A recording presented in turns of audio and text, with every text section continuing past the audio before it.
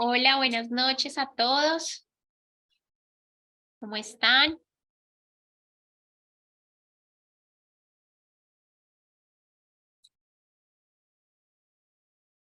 Por acá estamos saludando desde Chile. Hola, buenas noches. ¿Cómo estuvo el día de hoy, chicos? ¿Qué tal este día? Buenas noches, Davis. Buenas noches, Marcela.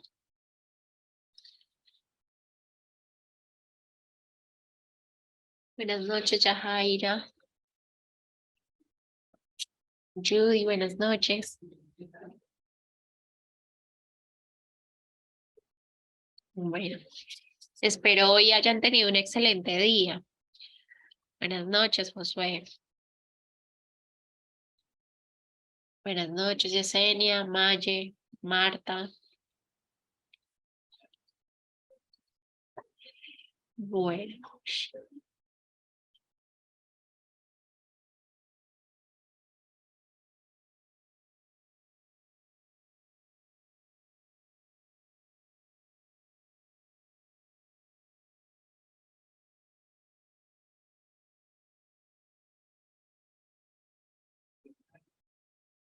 Buenas noches, Leila.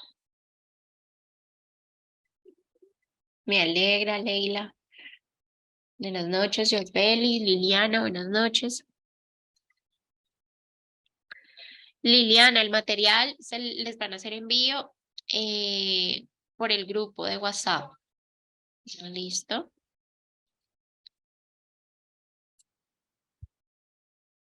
Buenas noches, Fanny.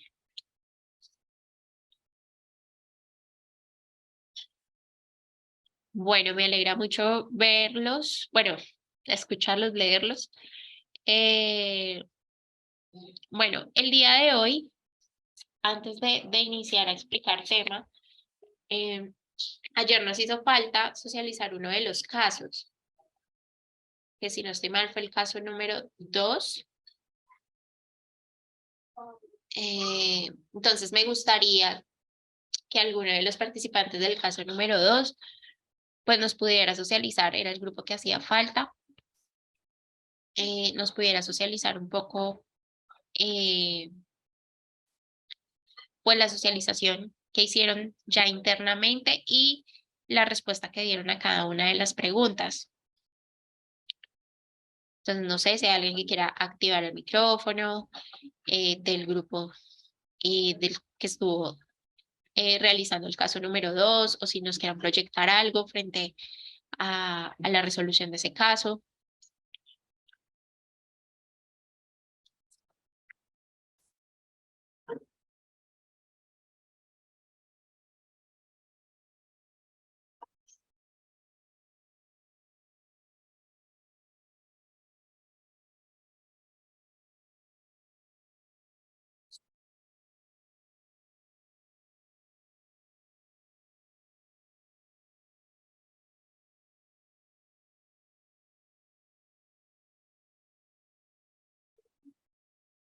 ¿No? ¿Ninguno? Dafne.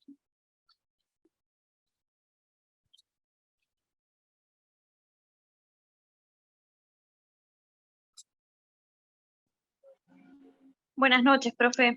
Hola, Dafne. Buenas noches. ¿Cómo estás? Bien, muy bien. Vale, me alegro. Si quiere, comparto pantalla, así ve el caso. Sí, porfa. Espérame, yo dejo de compartir acá.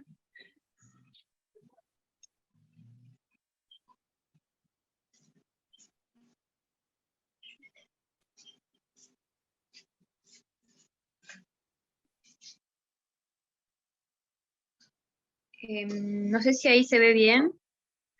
Creo que Eh, tengo un cartel. Se ve un poquito borroso, pero creo que está cargando realmente, no sé.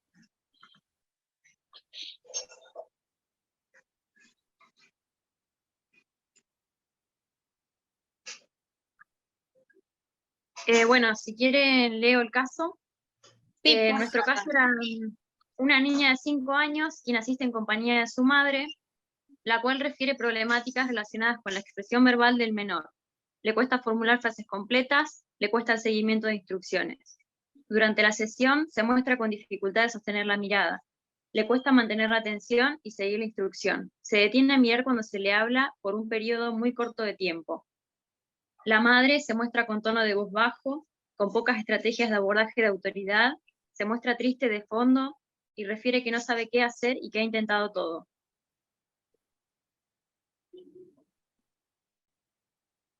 Bueno, en el primer punto, que era qué estrategias podíamos pensar desde el punto de vista del aprendizaje en el aula, lo que estuvimos socializando y poniéndonos de acuerdo con el grupo fue, por ejemplo, trabajar con la reducción de las distracciones en el aula. Una forma de llevarlo a cabo sería, por ejemplo, no ponerlo cerca de la ventana para que no tenga esa distracción fácil que pueda provenir del exterior. Otra estrategia sería poder hablarle en voz alta y clara a la niña y poder trabajar en la confianza, tanto de la niña como de la madre, que también se muestra con esta voz baja, digamos. Otra estrategia sería poder orientar a la madre con algunas conductas que puedan estimular el lenguaje de la niña, poder ayudarla a que trabaje con canciones, con cuentos o con recursos que le ayuden, digamos, a fomentar este diálogo. También poder adecuar los contenidos de las clases con la ayuda de medios audiovisuales, usar imágenes para poder anticiparle las consignas que se trabajan en clase, para que la niña pueda estar mejor preparada para responder a las necesidades del colegio. Vale, Eh, Dafne. Muy bien por ese primer punto. Muy completo. Para el segundo punto, que es desde el punto de vista psicológico, ¿qué esperaríamos en cuanto al lenguaje y el pensamiento para su edad? Lo que se espera es que pueda mantener la atención durante cada vez más tiempo, es decir, que pueda estar por periodos más largos concentrada en una actividad. La idea es que pueda ir incrementando su vocabulario, que pueda conocer más palabras, aunque no sepa bien el significado, que pueda pronunciar diferentes palabras, armar frases cada vez más completas.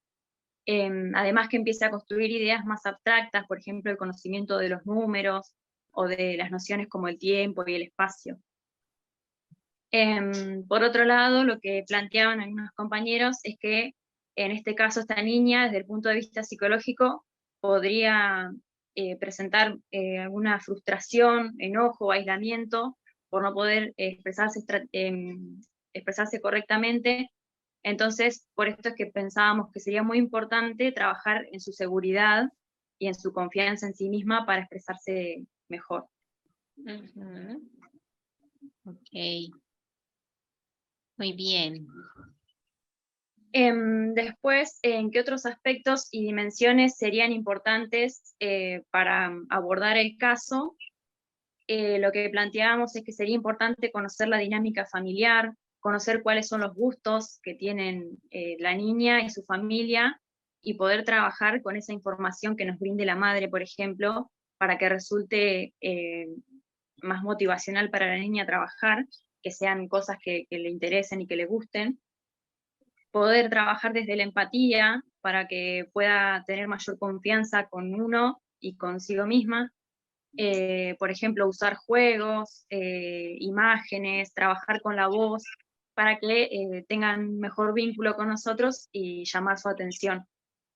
También pensamos que sería importante trabajar en el contacto visual y la concentración, y en su memoria y la atención, que son las bases, digamos, de la inteligencia. Que ella pueda desarrollar su inteligencia interpersonal también sería importante. Muy chéveres, muy concisas, muy concretas esas estrategias, muy bien. Abordando pues cada uno de Y los factores importantes y la información que se da en el caso.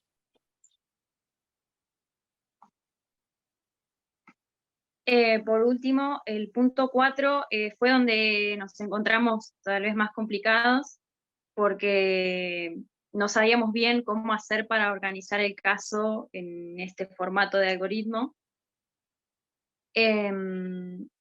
Algunas ideas que pensamos fue, por ejemplo, con este gráfico, donde dice, niña de 5 años tiene poca expresión verbal.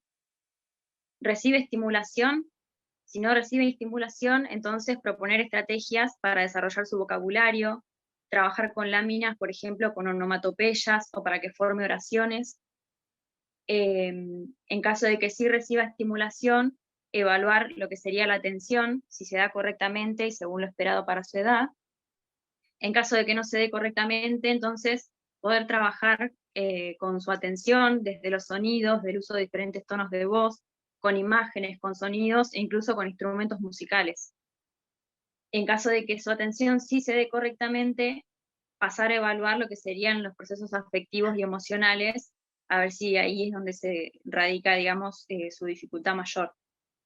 Algún ejemplo que usamos fue también, por ejemplo, que identifique palabras con las imágenes, como por ejemplo hablábamos de las láminas. En caso de que sí dé resultado, poder seguir trabajando con eso, y si no da resultado, probar con otra estrategia, por ejemplo, sonidos. También dentro de las estrategias, poder trabajar la atención con distintos pictogramas, y siempre pensando en si da resultado, conservar esa estrategia, y si no da resultado, probar con una diferente. Y creo que eso sería todo. Vale, Dafne, muy bien. Muchas gracias por compartirlo, por socializarlo. Muy conciso, muy claro. Lograron manejar muy bien la información, entonces pues felicitarlos también por ese buen trabajo. Ayer también esa socialización de los casos también muy adecuada. Creo que hay bastante claridad en muchos de los casos, y pues ponerlo en práctica en ese tipo de actividades pues hace que nos llenemos de más herramientas, pero además que a partir de lo que ya sabemos, de lo que ya conocemos, pues muchas veces también nos cuestionemos de, bueno, en este caso yo qué haría, ¿sí? ¿Sería que por este lado es correcto, o por este tal vez me estoy enfocando solamente en las dificultades, o será que si yo hago mejor esto, estoy teniendo en cuenta las habilidades? Entonces, pues muy bien, Dafne, y pues a todos por haber se tomado el tiempo el día de ayer de poder realizar esta actividad, que sé que no era sencilla, pero logramos hacerla, y pues eso es algo muy gratificante también. Para mí, como les decía, las clases, pues digamos que a mí no me gusta enfocarlas netamente en que yo sea la que está presentando y tema y tema y tema y conceptos, sino que realmente ustedes entiendan eso y lo puedan utilizar. Listo. Veo por aquí algunos mensajitos. eh, a todos los que pues estaban conectando, buenas noches. Por acá. Janet, buenas noches. Hoy no puedo asistir a la clase porque tengo una capacitación de mi trabajo a las 7. ¿Hay algún problema? Janet, tranquila, no te preocupes. Andrés, buenas noches. Buenas noches. Buenas noches, Atsiri, tranquila. Listo, entonces, bueno, ya dando finalización pues a esa actividad que iniciamos el día de ayer. Buenas noches, Masaru. Vamos a iniciar con la temática del día de hoy, ¿vale? Buenas noches, Iris.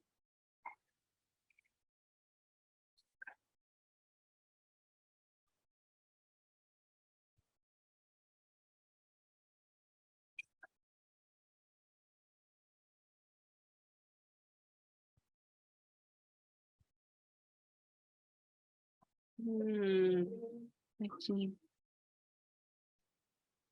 Buenas noches, Lorena, ¿cómo estás? Buenas noches, Caterine.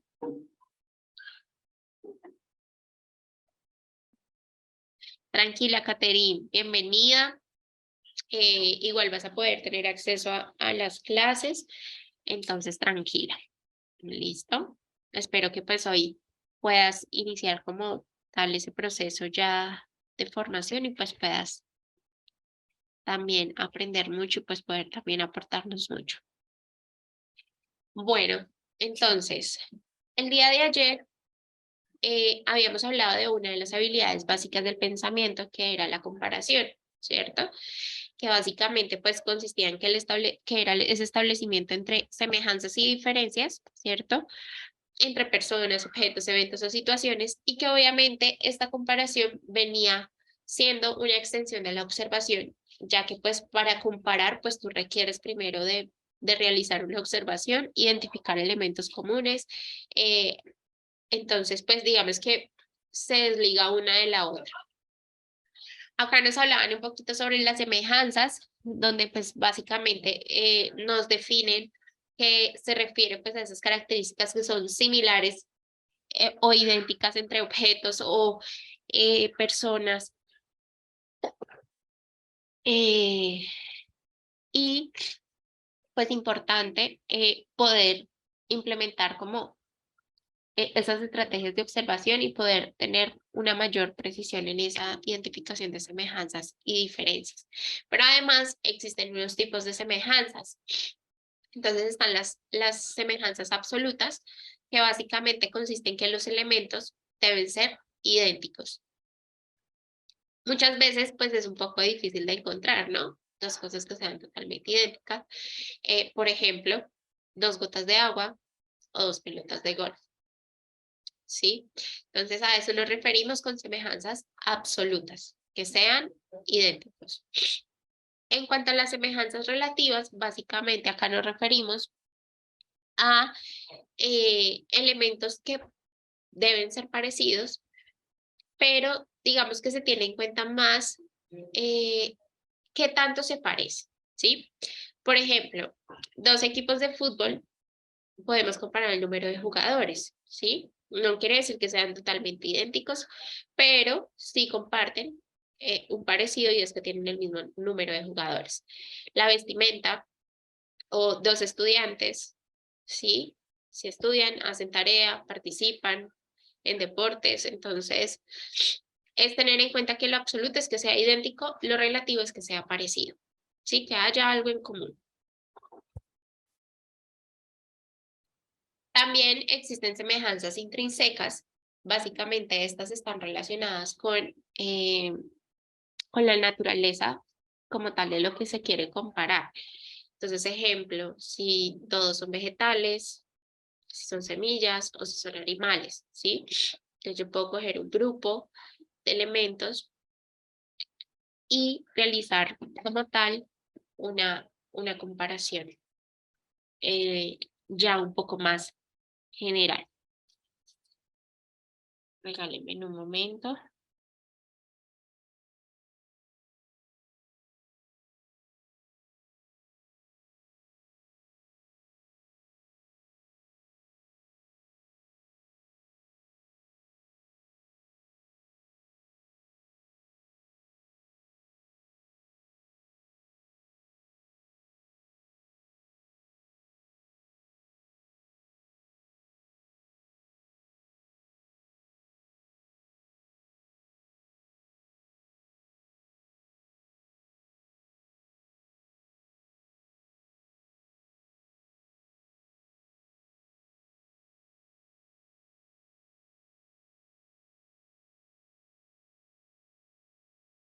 Ya, les pido una disculpa, es que estoy un poco indispuesta, porque tengo un poco de gripe y pues malestar general, entonces pues tuve que hacer una pequeña pausa. Les pido una disculpa. Bueno, entonces, pues básicamente esas semejanzas intrínsecas pues están más relacionadas con la naturaleza de lo que queremos comparar, ¿sí? O sea, si yo voy a comparar animales, bueno, ¿qué hay en común en este grupo de animales? ¿Sí? O poder comparar entre, ejemplo, que se parece un perro y un gato, en que son animales, ¿sí? En cuanto a esas semejanzas funcionales, tiene que ver en cuanto a esa relación con la función que desarrollan los objetos que se están queriendo comparar, ¿sí? Eh, digamos que tengan un mismo objetivo, un mismo propósito. Por ejemplo, el vaso y la taza y la olla sirven para contener agua, ¿sí? Digamos que no es una estructura, no es un objeto idéntico, pero se comparte una misma función. ¿Listo?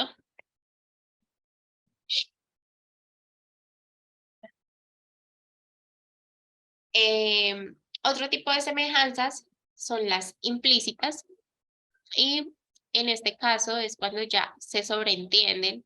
Ejemplo, yo veo una imagen de personas corriendo y pues asumo que es una carrera que están realizando, ¿sí? A eso se refiere, digamos, en ese tipo de semejanzas implícitas. Buenas noches, Vivian. Marcela, profe, esto que usted está mostrando en el módulo 3, ¿verdad? Ya que han subido solo el módulo 2, la cual llega hasta el contenido de las actitudes. Marcela, esto hace también parte del módulo 2. Lo que pasa es que, como yo les decía, o sea, yo voy trabajando de acuerdo también a la dinámica de la clase, voy agregando el material, ¿sí? Entonces, pues obviamente ustedes estaban viendo el material, pero digamos que el material completo pues va a estar casi que al final del módulo, ¿sí? Todavía sesiones tras sesiones pues se va a ir agregando más información a las presentaciones. ¿Listo? Por eso solo te aparece hasta cierto punto. Vale. Luego, venimos a hablar un poco sobre esas habilidades básicas del pensamiento también que hace parte, o sea, hablamos de la comparación, la observación, la comparación y pues ahora venimos a hablar de la relación. Entonces, ¿alguna pregunta en cuanto al tema de comparación y pues los tipos de como tal de semejanzas?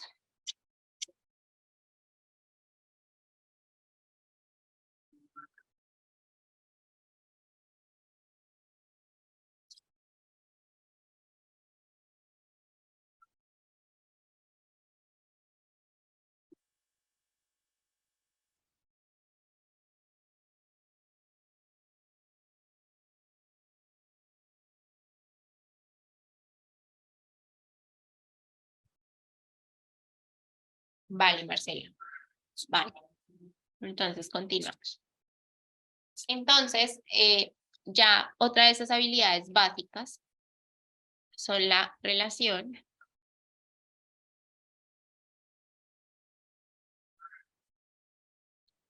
Mm, bueno, Iris, digamos que obviamente es como el del WIS. Obviamente, pues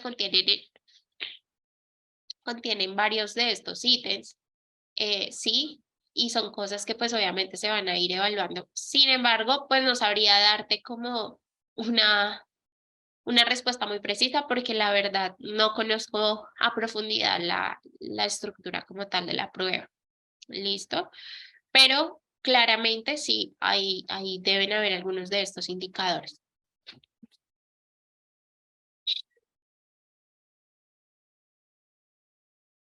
Eh,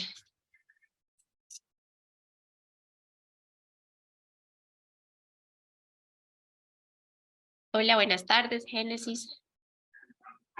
Igualmente, espero que pues también tú estés muy bien.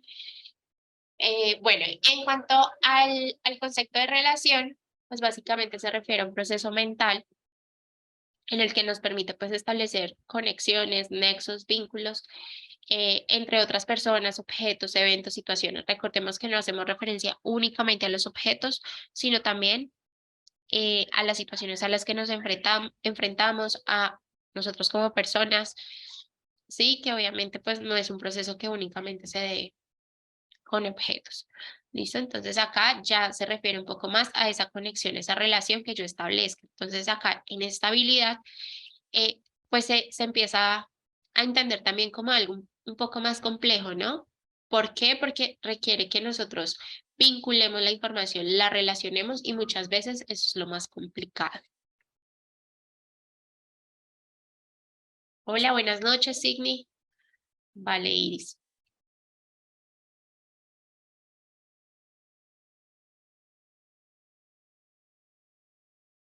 Además, pues es importante que tengamos en cuenta que las relaciones pues surgen también de un proceso de comparación y pues la comparación también se da a partir de un proceso de observación. Entonces, como les decía, todo viene como muy de la mano y pues es aquí donde se pueden expresar esas equivalencias, similitudes o diferencias para empezar a utilizar aquellas expresiones como mayor que, igual que, menor que. Y pues para relacionar estos elementos, pues también se pueden, digamos que ese tipo de variables pues son, digamos que abiertas a ser cualitativas o cuantitativas.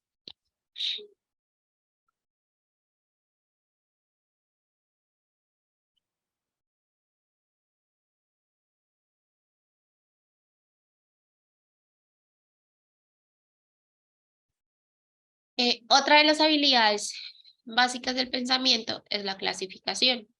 Entonces, pues acá tengamos en cuenta que pues es un proceso mental que nos permite agrupar objetos, personas, situaciones, en base a esas semejanzas y diferencias. Y para poder tener esas semejanzas y esas diferencias, pues yo requiero un proceso de comparación, pero para que se dé un proceso de comparación, yo necesito de la observación, ¿cierto?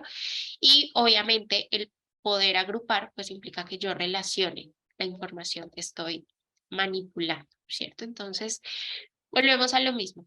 No podemos hablar solo de clasificación, no podemos hablar solo de observación, de relación, sino que una cosa va con la otra. Para clasificar esta serie de elementos, pues es necesario agrupar conjuntos de elementos de unas categorías específicas, ¿sí? Y pues establecer categorías conceptuales referentes pues a esas características que establezcamos. Un ejemplo de esto podría ser ejemplo de clases de vegetales, ¿sí? Podemos clasificar por su color, si son vegetales rojos, vegetales verdes, vegetales anaranjados. Por su forma, si son vegetales redondos, vegetales con puras hojas o vegetales alargados. Entonces, pues también depende cómo estructuremos esa clasificación. Otra de estas habilidades, pues es la descripción, ¿cierto? Entonces acá básicamente es el proceso que se da a través de nosotros poder eh, informar de una manera mucho más precisa, más específica, ordenada una serie de características, ¿sí? Que se da pues a partir de esa observación, la comparación, la relación, la clasificación, ya sabemos que de personas, objetos o situaciones. Para poder clasificar una serie de elementos, pues es necesario agrupar conjuntos, ¿sí? Digamos que, pues, como que se resalta nuevamente ese concepto de clasificación, teniendo en cuenta que, pues, tú partes también de esa descripción y cómo tú argumentas esa clasificación. ¿Listo? Regáleme un momentico.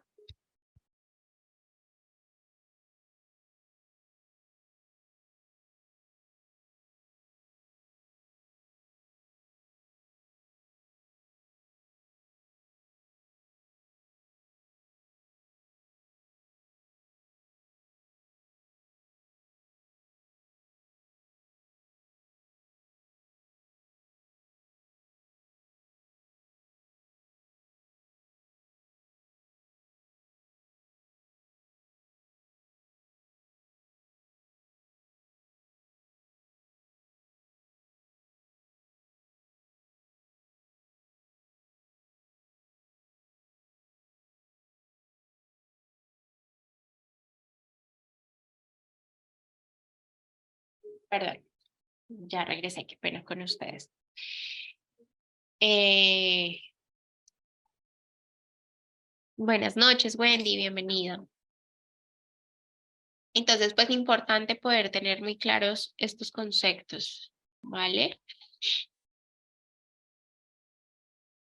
Importante en la descripción, partiendo de que es una herramienta pues fundamental, digamos, para pues realizar un proceso de descripción, sí, detallar, precisar esas características, pues es importante que sepamos utilizar una serie de tipos de preguntas, ¿sí? Tener una guía de cómo puedo preguntar, ¿sí? Entonces, para describir una persona o describir personas, pues es importante manejar preguntas como quién es, cómo se llama, qué edad tiene, a qué se dedica. para describir objetos, pues qué es, qué tiene, qué hace, para qué se usa. Para describir eventos o situaciones, pues hablar de poder preguntar dónde, cuándo, quiénes, qué pasó, ¿sí? Entonces, pues es como para nosotros también tener una guía, porque muchas veces es difícil poder definir adecuadamente el tipo de pregunta que se quiere usar para realizar, pues, eh, digamos que actividades donde implica poner a prueba esta habilidad de descripción. ¿Listo? Y entonces, digamos que ahí podríamos hablar un poco. Vale, Iris, tranquila.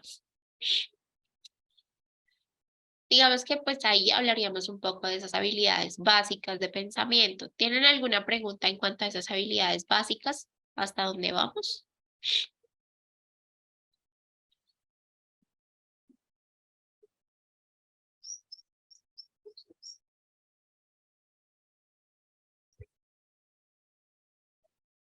Vale, Vanessa.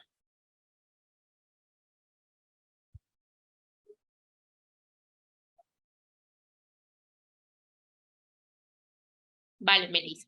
Bien. Bueno, súper que vayamos teniendo como claridad en todo esto.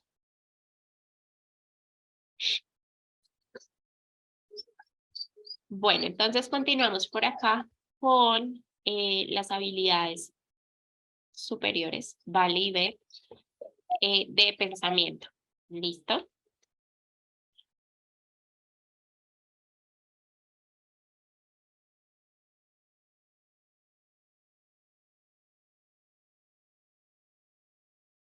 Buenas noches, Dolly. Tranquila, no te preocupes.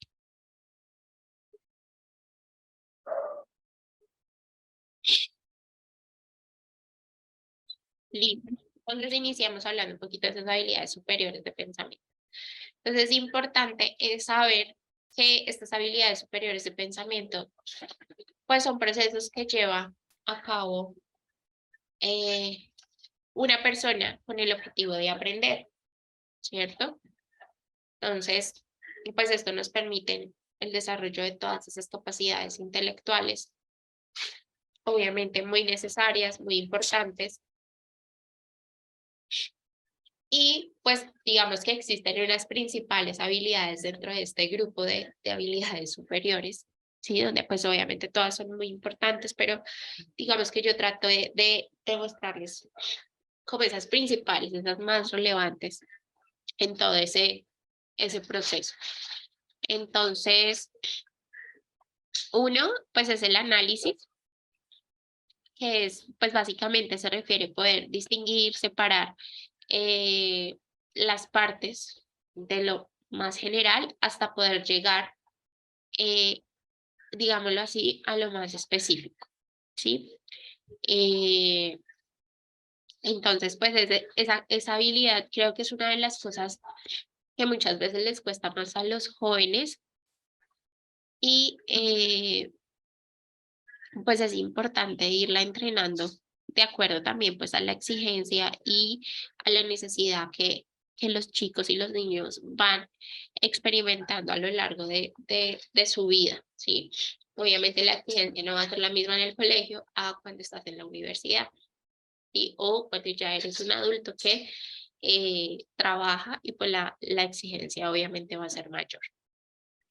En cuanto a esa habilidad de síntesis, pues básicamente se refiere a la capacidad de poder llegar a un todo a partir de conocimiento y de consolidar pequeñas partes, ¿sí? Que hacen parte de ese todo, ¿sí? Entonces, eh, digamos que acá viene siendo un poco más a partir de eso que es muy específico y poder llegar como a esa parte general en donde pues podamos manipular, podamos utilizar, estructurar, resumir, poder identificar lo más importante también de toda esa información que muchas veces recibimos y pues poder consolidarlo de una manera clara. ¿Sí? A eso se referiría más con esa parte de síntesis. En cuanto al tema de, o bueno, a la habilidad de conceptualización, Básicamente se refiere al abstraer los rasgos que realmente son indispensables y suficientes para poder describir una situación, un fenómeno, un problema. Y pues obviamente es importante porque básicamente como el nombre lo lleva a inferir, pues es tener esa capacidad de poder adquirir el concepto, pero entendiéndolo, realmente entendiendo a qué se refiere. En cuanto al manejo de información, buenas noches, Mijail. En cuanto al manejo de información, pues básicamente se refiere a poder visualizar y ubicar datos y la información necesaria para llegar pues a una mejor comprensión de un fenómeno o como tal una situación específica, ¿sí? Entonces es esa capacidad de poder, ¿sí? O sea, yo puedo tener demasiada, buenas noches, Sandra, tener demasiada información respecto a algo, ¿sí?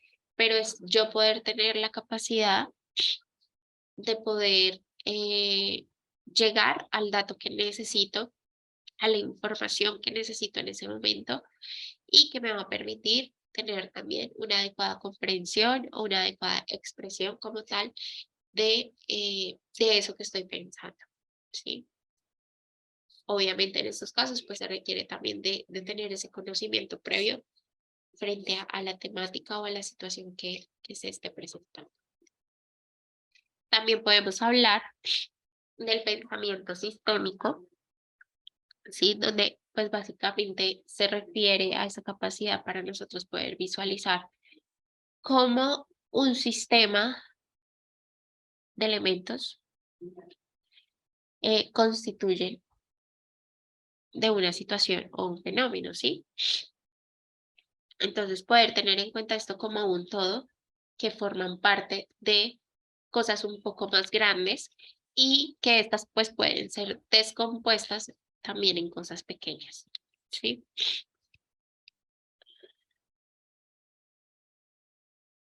Buenas noches, Viviana, tranquila, no te preocupes, bienvenida.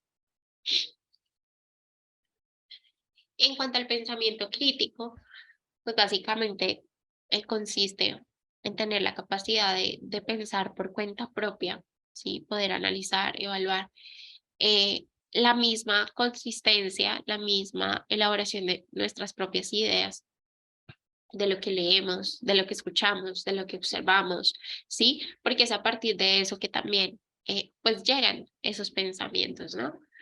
Empieza ese análisis, empieza esa evaluación a partir de la información que recibimos, cómo la interpretamos, cómo la manipulamos, ¿cierto? Cómo la organizamos en nuestra mente.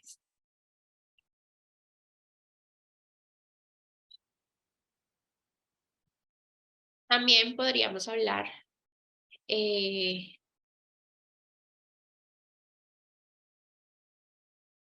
también podríamos hablar de investigación, ¿sí?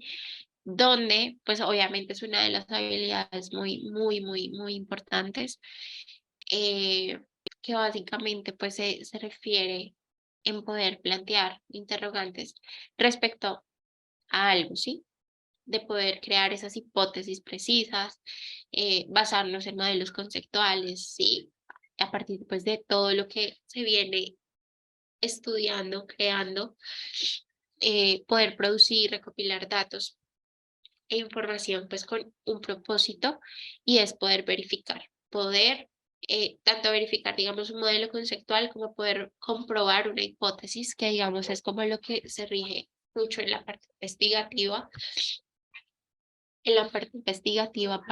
para poder eh, pues poder seguir eh, creando, innovando, aprendiendo, descubriendo, ¿no? Entonces, pues obviamente es una de las habilidades muy importantes y que considero yo que es una de las cosas que también se debería trabajar desde muy temprana edad con los chicos, con los niños, porque pues realmente es lo que va también a favorecer en todo ese proceso de motivación. ¿Listo? Otra de estas habilidades pues viene siendo la metacognición, donde básicamente pues se refiere a tener esa capacidad o la habilidad para nosotros poder reflexionar frente a nuestros propios pensamientos, ¿sí?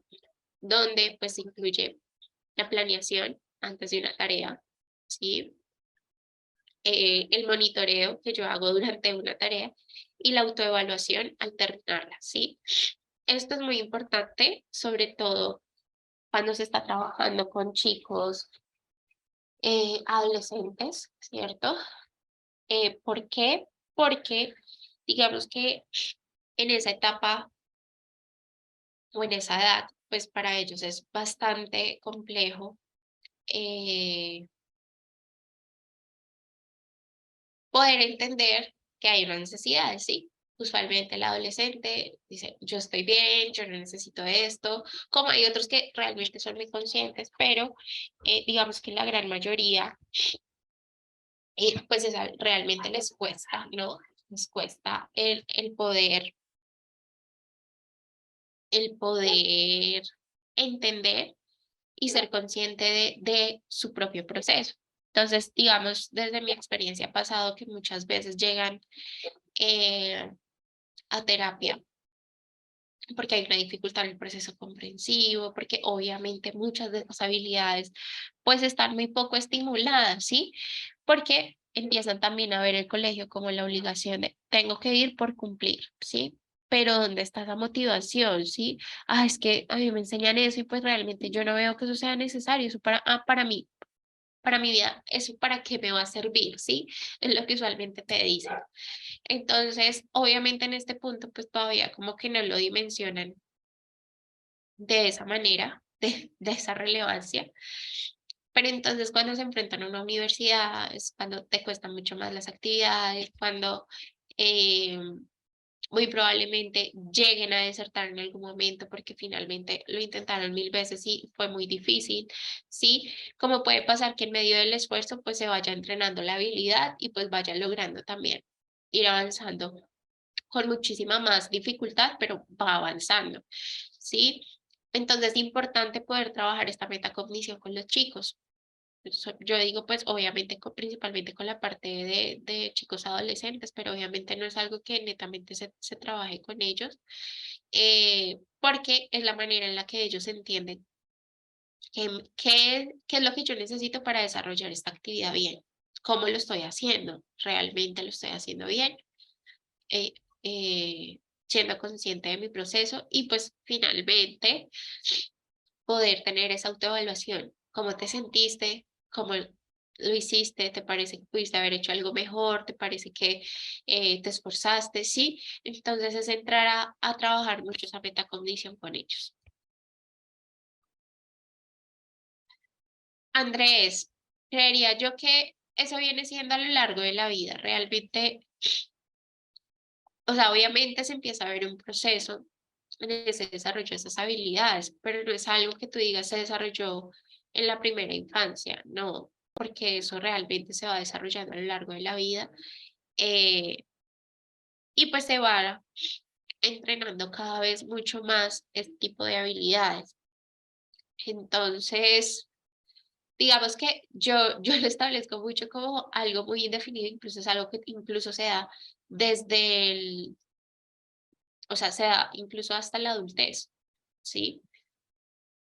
Recordemos que muchas de estas habilidades pues hacen parte de esa parte prefrontal, ¿no?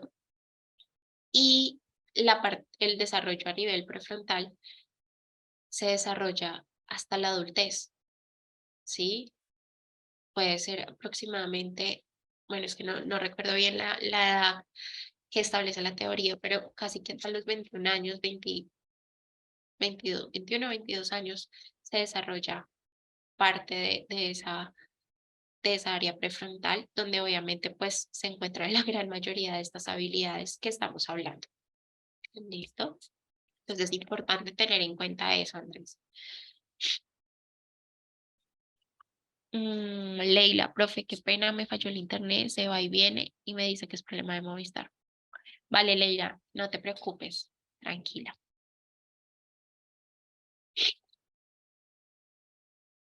Y pues importante también tener en cuenta que el uso combinado de estas habilidades básicas de pensamiento, ¿sí? Pues nos sirve para también llevar a cabo procesos mentales que obviamente son mucho más complejos, como las funciones ejecutivas, ¿sí?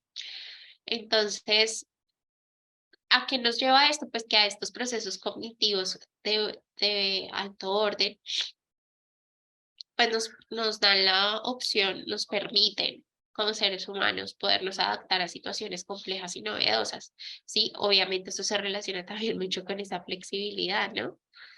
Eh, que muchas veces pues son cambios que no son rutinarios, que se requiere de ciertos mecanismos de control para poder resolverlas de una manera eficaz, cosas que se presentan en el colegio, que se presentan en el trabajo, en la casa.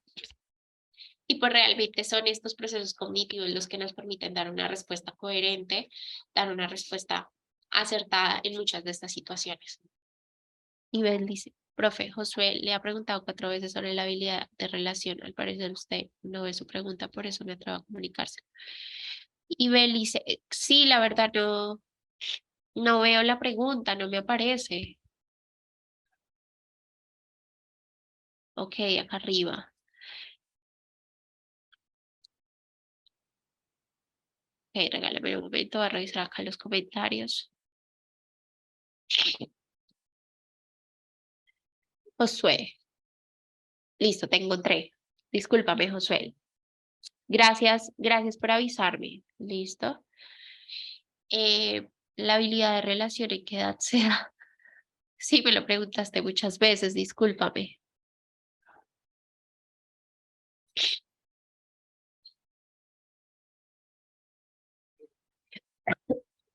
Pues lo que yo les digo, o sea, realmente no son habilidades que en ese momento yo les diga se dan una edad específica, ¿sí? Sino que realmente es algo que se va a ir desarrollando, porque yo puedo empezar con esa habilidad de establecer una relación simple, ¿sí? Pero no va a ser la misma, no va a ser el mismo nivel de complejidad, ¿sí? Cuando yo tenga que hacer una relación un poco más estructurada, ¿cierto? Sí, o sea, yo me devuelvo por aquí un poquito para que tengamos en cuenta este concepto. Espera un momento.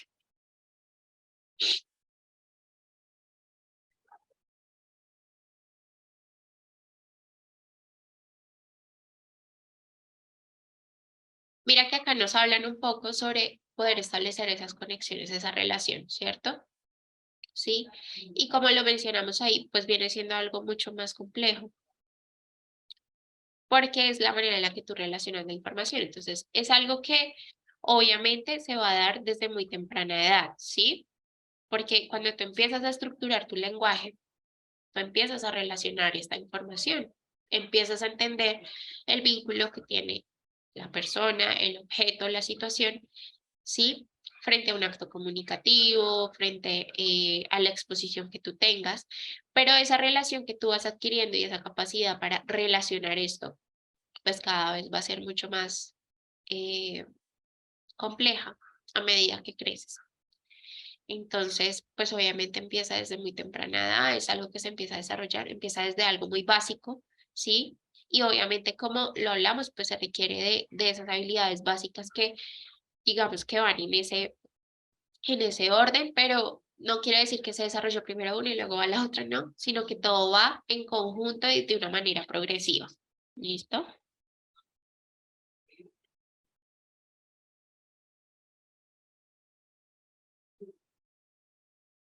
Ok, creo que no hay más preguntas por acá.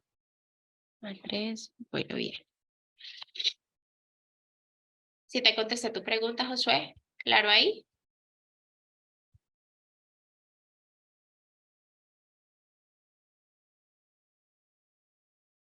Vale, vale. Vale, Josué.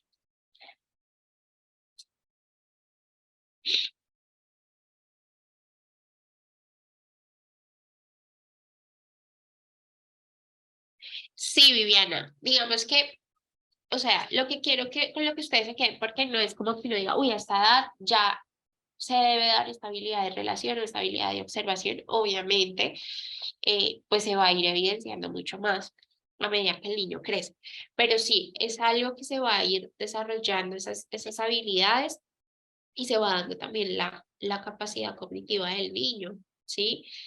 Eh, Importante, pues obviamente, si falla alguna de estas, pues obviamente va a repercutir en otras tantas, ¿sí? Incluso cuando uno mira, de hecho, la capacidad del niño para poder establecer semejanzas y diferencias. Miren, ya todo lo que estamos evaluando, y esto se puede evaluar incluso en un niño de 3 años, ¿sí?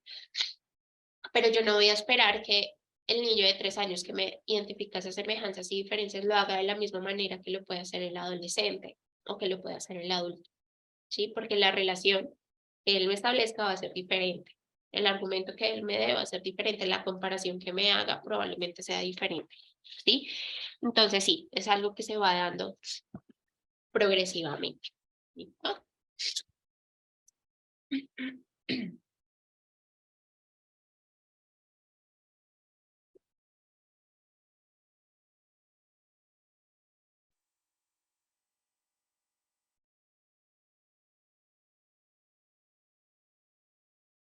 Vale, Viviana. Bueno, veníamos por acá.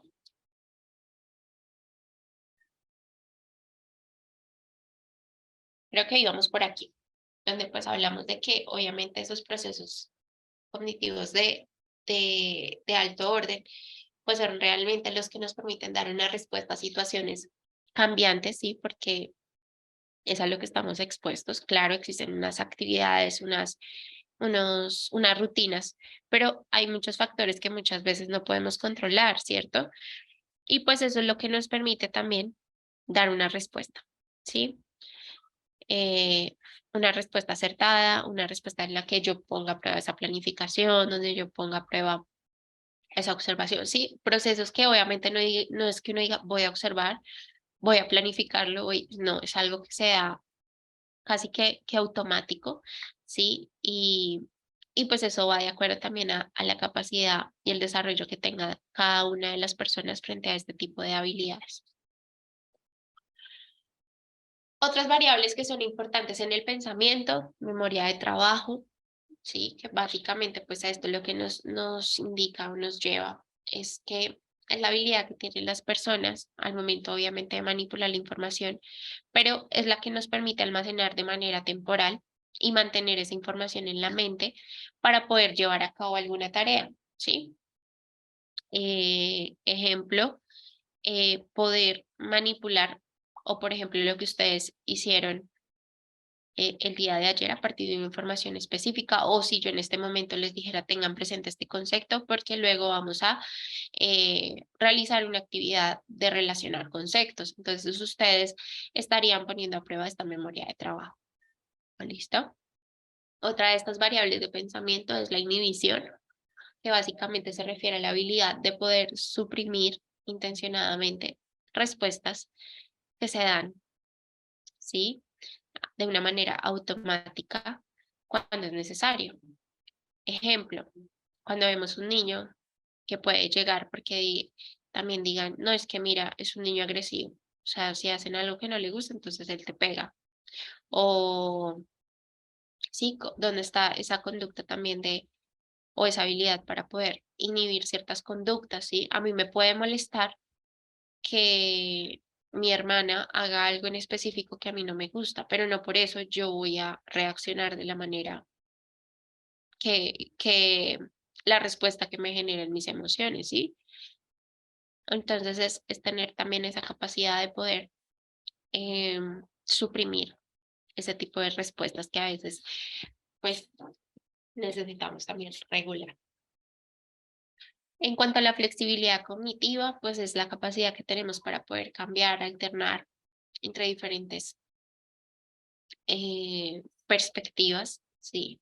Y esto digamos que es una de las habilidades que se afecta mucho en las personas con autismo, sí, esa flexibilidad cognitiva y no tiene que ver también con que haya un diagnóstico como tal, muchas veces los niños son inflexibles y es cuando pasa mucho que, que tienen ya unas rutinas establecidas y cuando esa rutina cambia es caótico porque les cuesta, ¿sí? O cuando tú intentas explicar y cambiar algo que ellos hacen, se niegan totalmente. Tiene que ver mucho con esa flexibilidad cognitiva. Por eso, en los chicos con autismo, que es una de las características principales, se maneja tanto la anticipación, porque es la manera en que les permite dar una respuesta a ese cambio que se genera.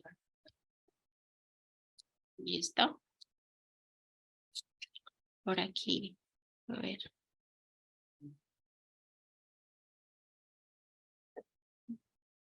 Bueno.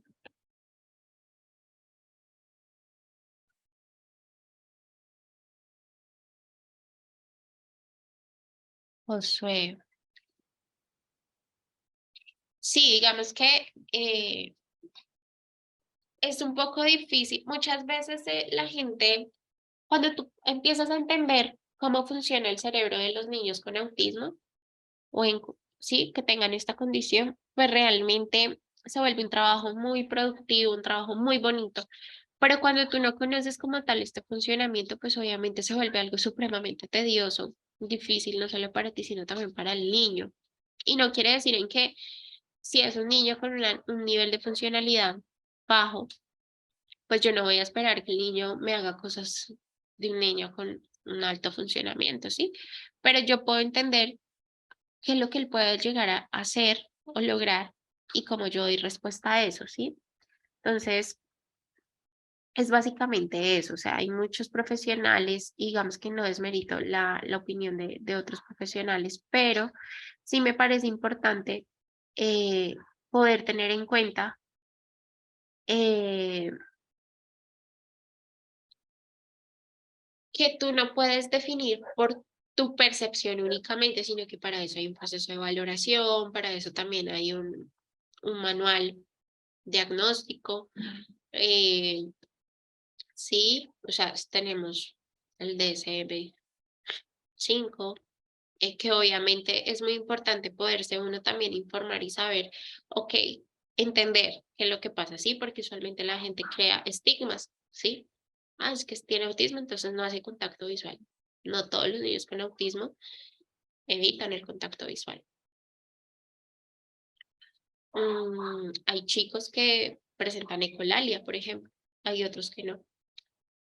Pero características que sí son muy persistentes en los niños con autismo es esa flexibilidad cognitiva.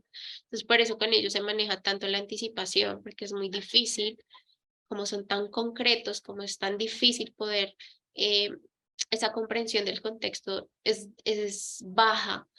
Entonces, el establecer relaciones, el poder, sí, el poder comprender el cambio y dar una respuesta, pues implica que ellos planifiquen, que tengan en cuenta también esas habilidades de inhibición, probablemente una memoria de trabajo, pues ahí no nos esté en lo que esperaríamos. Entonces, miren cómo ya entendiendo esas habilidades de pensamiento en una condición como el autismo, pues uno empieza a entender y decir, ok, entonces es por esta razón que realmente no logra dar respuesta a esto, o es por este motivo que no logramos avanzar en esto, ¿sí? Entonces es importante pues tener en cuenta eso. Mm,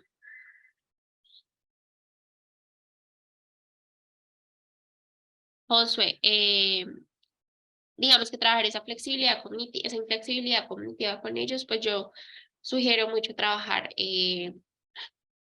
obviamente se requiere mucho el apoyo desde psicología para también esa identificación de emociones y regulación emocional. ¿Por qué? Porque ante esos cambios su respuesta es de frustración, enojo y pues la manera en la que reaccionan muchas veces a través del llanto, del grito, del golpe, bueno, lo que sea. Pero cuando ellos aprenden a regular esta parte, identificar, pues es algo, es algo muy, muy gratificante. Les cuento una experiencia muy bonita que me pasó y creo que le he contado como 3 veces porque me pareció muy bonito. Me encontraba en terapia con un niño con autismo de alto funcionamiento, pero recordemos que la inflexibilidad cognitiva es una característica, ¿sí? Predominante en los niños con autismo.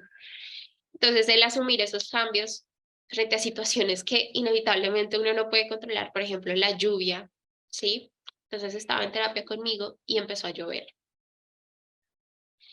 Y él estaba realizando una actividad conmigo. Cuando de un momento a otro paró la actividad, miró hacia afuera, me volteó a mirar con cara de sorprendido y me dice, ¡Ah! Está lloviendo, pero con una cara de preocupación. Entonces yo me quedé mirándolo y le dije, sí, sí, mi amor, empezó a llover. Y se quedó así, angustiado, miraba para un lado, miraba para el otro. Respiró y me dijo, pero no pasa nada, porque yo traje sombrilla.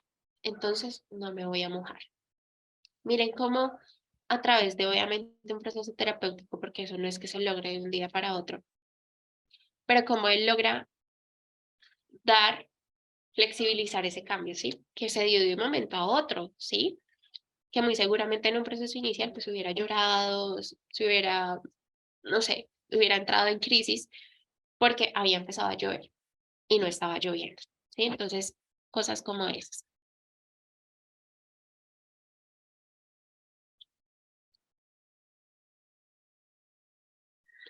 Pero no todos, Josué. Hay chicos con autismo, lo que te digo es la respuesta que ellos dan, porque no hay esa respuesta a nivel socioemocional, les cuesta esa parte comunicativa y pues muchas de estas habilidades de pensamiento pues no están entrenadas, ¿sí?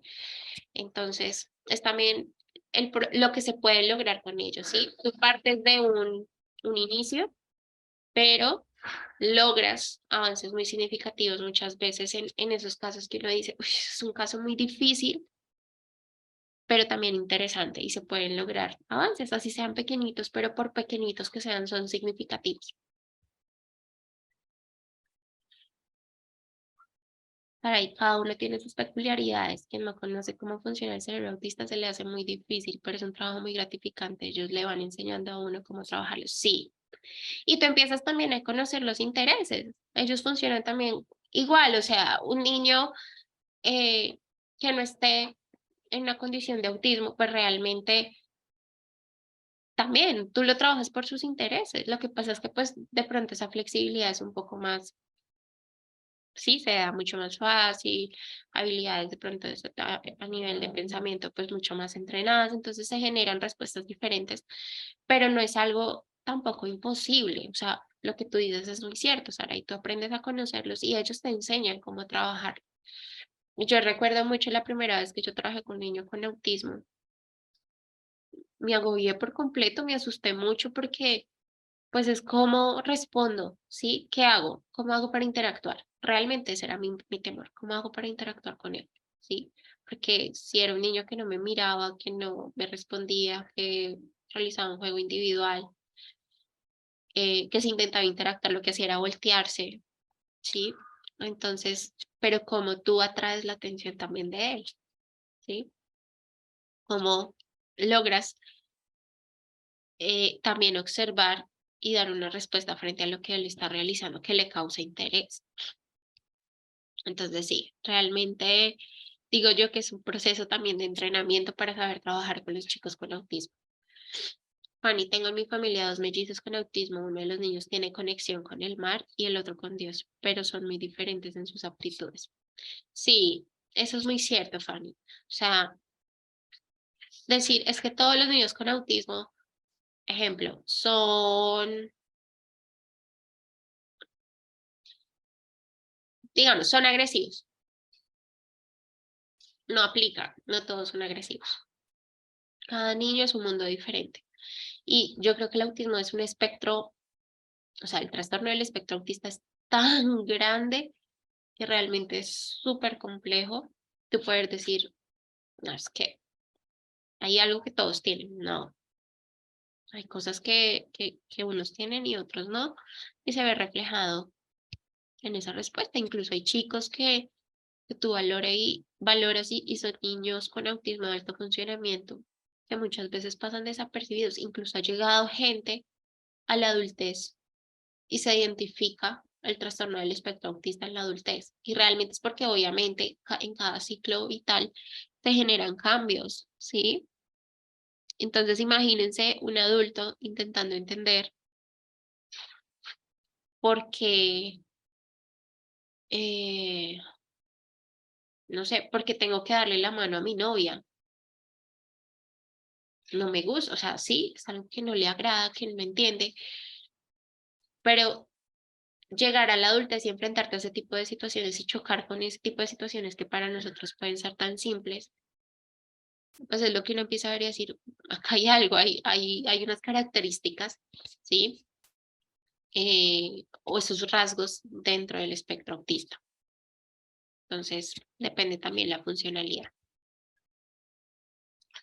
Viviana, no todos son agresivos, pasa que muchos conllevan comorbilidades como el TDAH, pueden ser pasivos, más tranquilos. Ujú. Sí, Viviana, eso es muy cierto, muy cierto.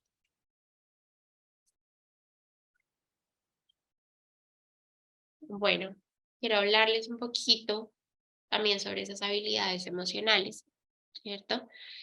Que son de gran importancia, son muy relevantes, son muy importantes. Eh, y básicamente, pues, esta habilidad,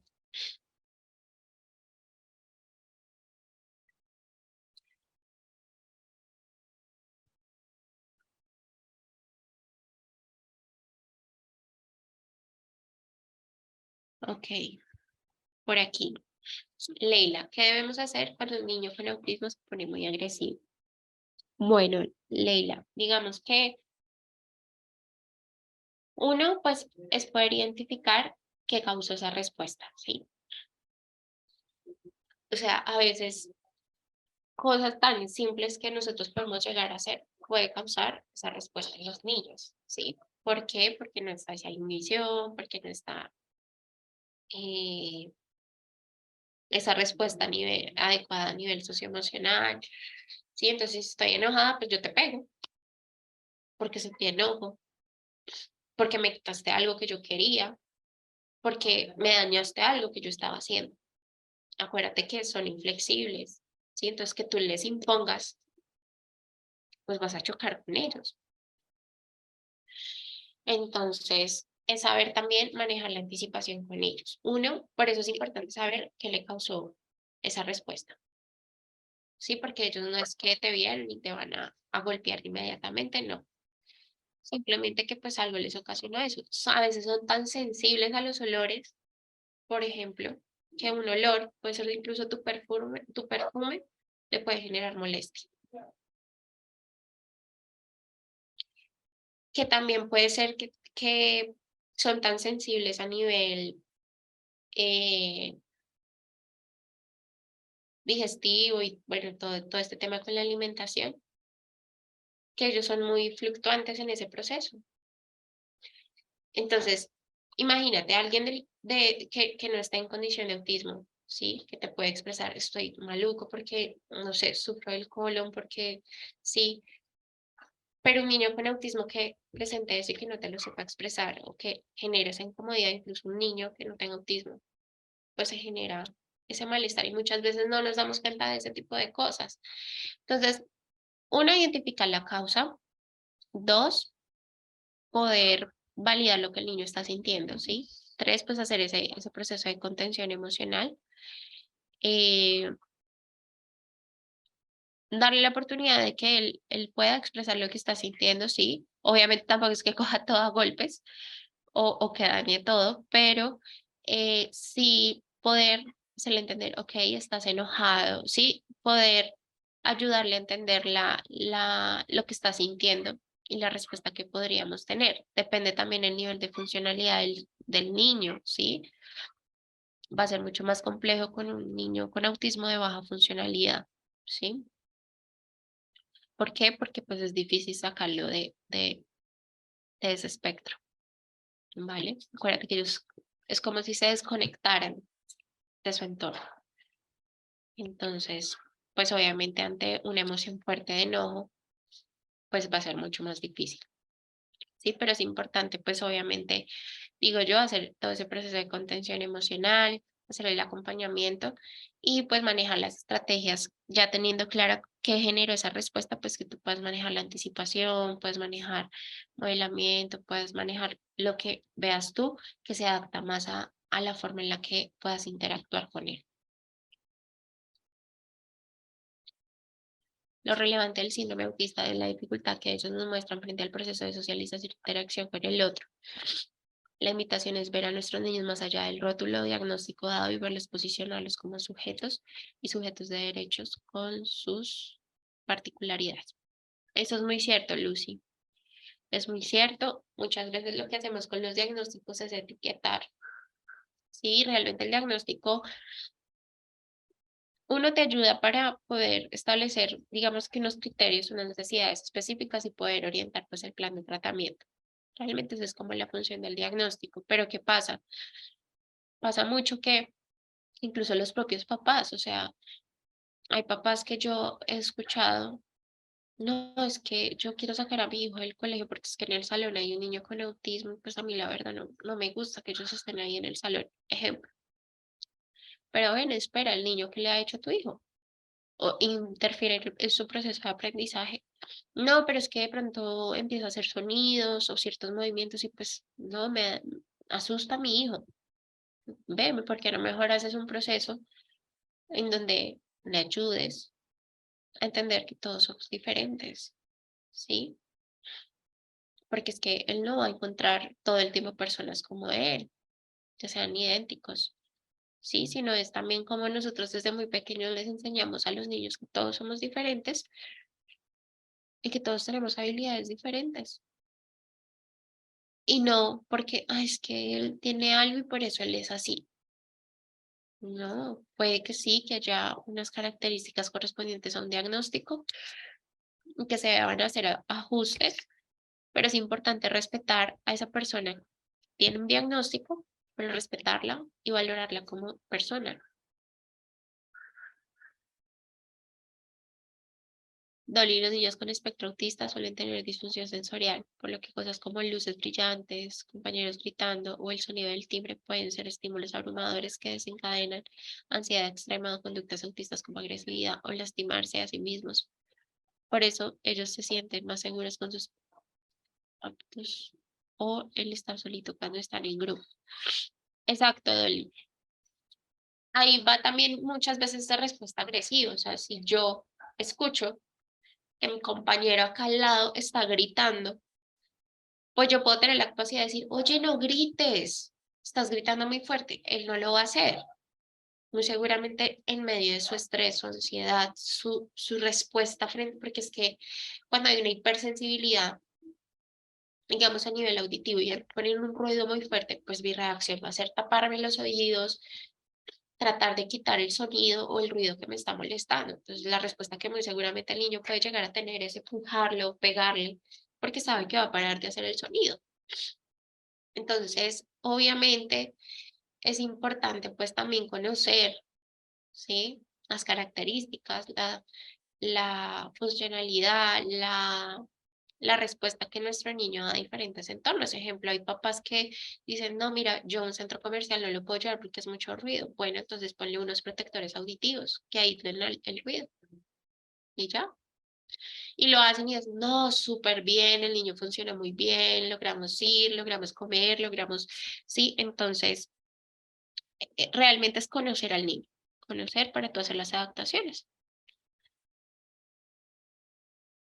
Viven el problema suele estar en los grandes y no en los niños. Ellos manifiestan lo que los padres les suelen transmitir, porque cuando existe empatía por parte de los padres también existiría en el niño. Eso es muy cierto, Viviana. David, deberíamos hacer lo contrario que los niños con autista o otros diagnósticos. Deberíamos hacer lo contrario que los niños con autismo o otros diagnósticos, mejor que hacer relaciones con niños diferentes a su condición. Claro está, si sus papás así lo permiten. Sí, digamos que, exacto. Sí, o sea, todavía es algo que a nivel social, o sea, el autismo ya es algo que ha tomado también, tiene muchos estudios, ha tenido mucha relevancia, pero socialmente todavía hay rechazo, hay muchos estigmas. No es que pobrecito tiene autismo, es que él es así porque tiene autismo.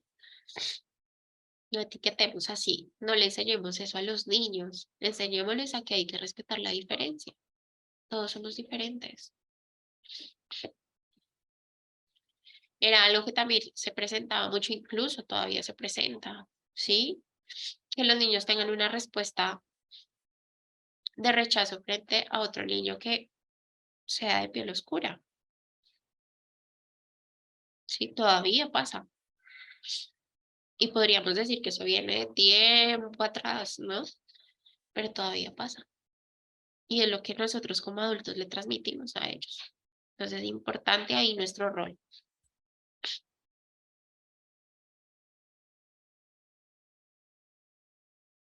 Entonces aquí, pues entramos ya a hablar un poco de esas habilidades emocionales que obviamente pues tienen una influencia muy significativa, como ustedes lo saben, es algo que yo también he venido recalcando mucho en el proceso.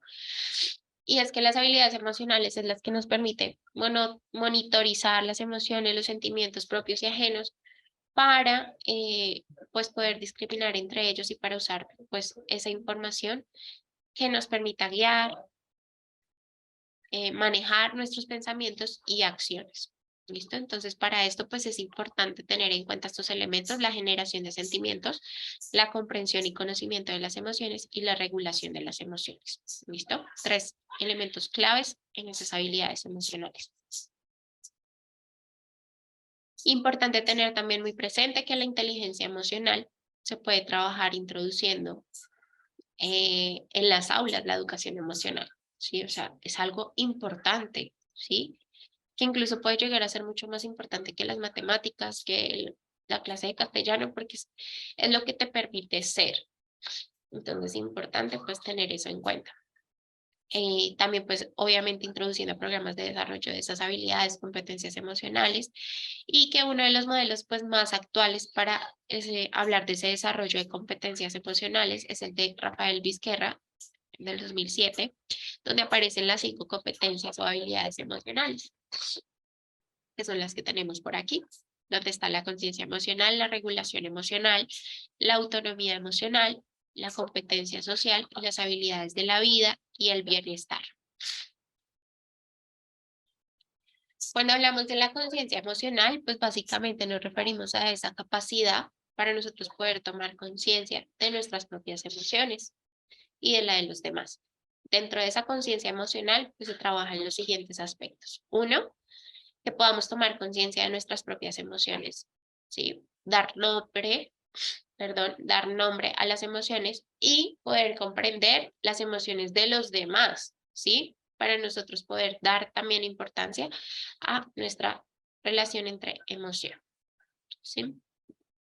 Entonces, importante saber qué siento, qué pienso y cómo actúo. Se relaciona emoción, cognición y comportamiento. Y esta relación es la que nos cuesta, ya que veníamos hablando de los niños con autismo, es la que les cuesta llevar a cabo los niños. Por eso generamos, o sea, siento una emoción, tengo una dificultad en esas habilidades a nivel de pensamiento, ¿cierto? ¿Qué pienso? ¿Cómo manejo yo esos pensamientos? Y obviamente me genera una respuesta que es mi comportamiento.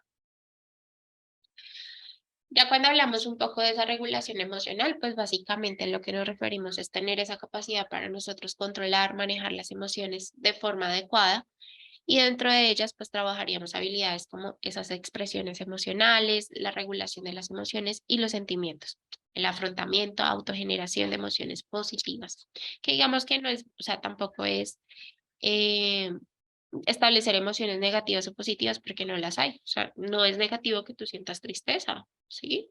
Si lo sentiste, pero sí es importante que tú sepas eh, regular eso que estás sintiendo, ¿sí?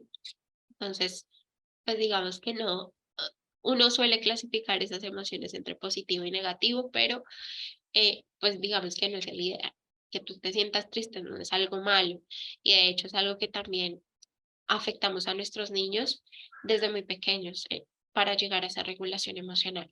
Pero porque lloras, no llores, no pasa nada, ¿sí? No puedes invalidar lo que el niño está sintiendo. Si para él eso es triste, pues permítele llorar, ¿sí? Recordemos que tampoco llorar significa que solo sea por tristeza. Yo puedo llorar de alegría, puedo llorar porque estoy muy enojada, ¿cierto? Entonces es importante, pues, no invalidar lo que los niños sienten, sino apoyarlos en esa regulación emocional. Y obviamente para eso, pues yo requiero primero tener la capacidad de poder tener esa conciencia emocional. La autonomía emocional, pues básicamente se refiere pues a tener esa capacidad para poder gestionar nuestras propias emociones, ¿sí? Donde pues entra la autoestima, la automotivación, autoeficiencia, la responsabilidad, actitud positiva y pues ese análisis crítico de normas sociales y la resiliencia, ¿sí? Entonces pues acá obviamente ya es cómo, ¿sí? Entonces conozco, regulo y gestiono.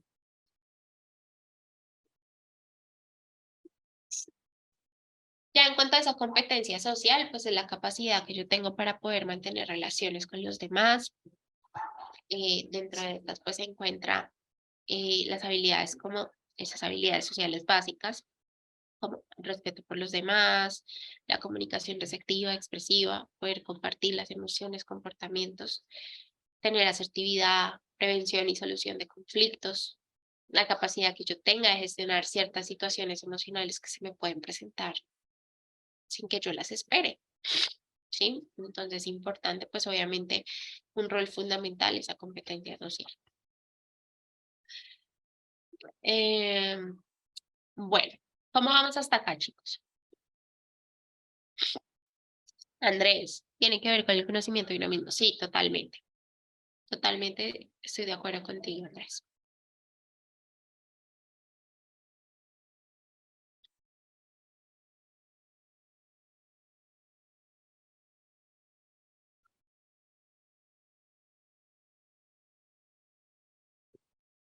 ¿Cómo vamos acá, chicos? ¿Bien? ¿Claros? Bueno, perfecto. Vale. Bueno, me alegra mucho escuchar. Chicos, nos vamos a nuestro receso de 10 minutos, ¿vale? Para pues ahorita retomar y poder pues dar continuidad en la temática, ¿vale? ¿Les parece? Vale.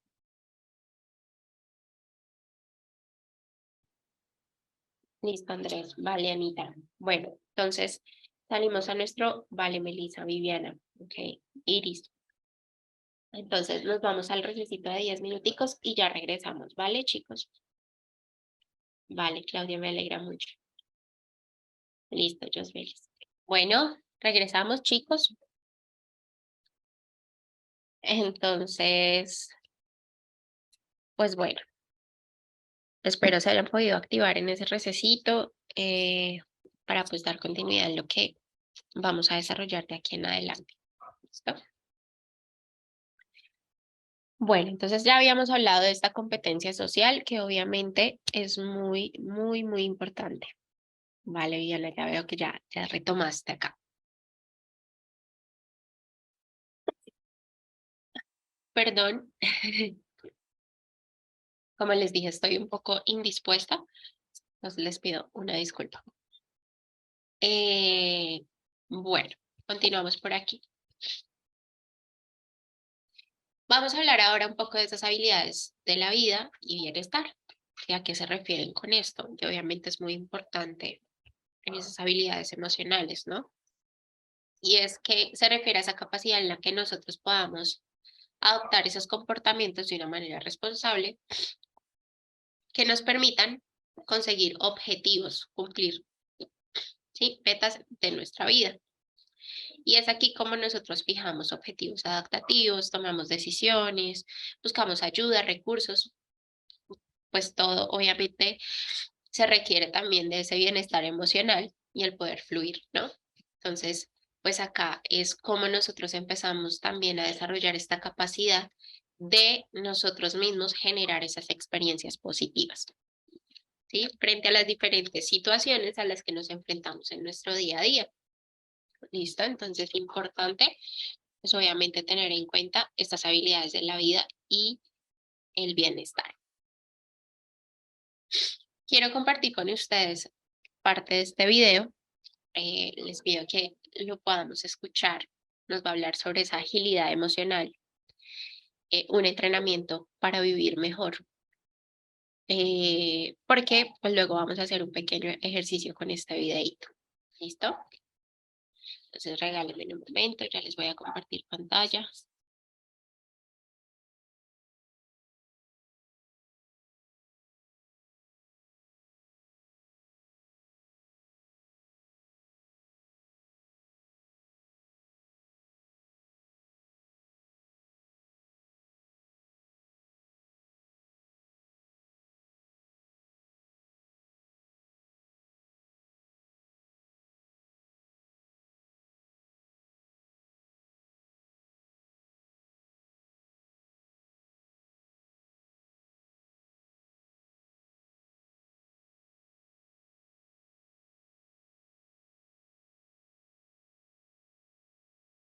Bueno, voy a empezar a reproducir el video. Por favor, les pido que me confirmen si lo escuchan y lo ven. ¿Listo?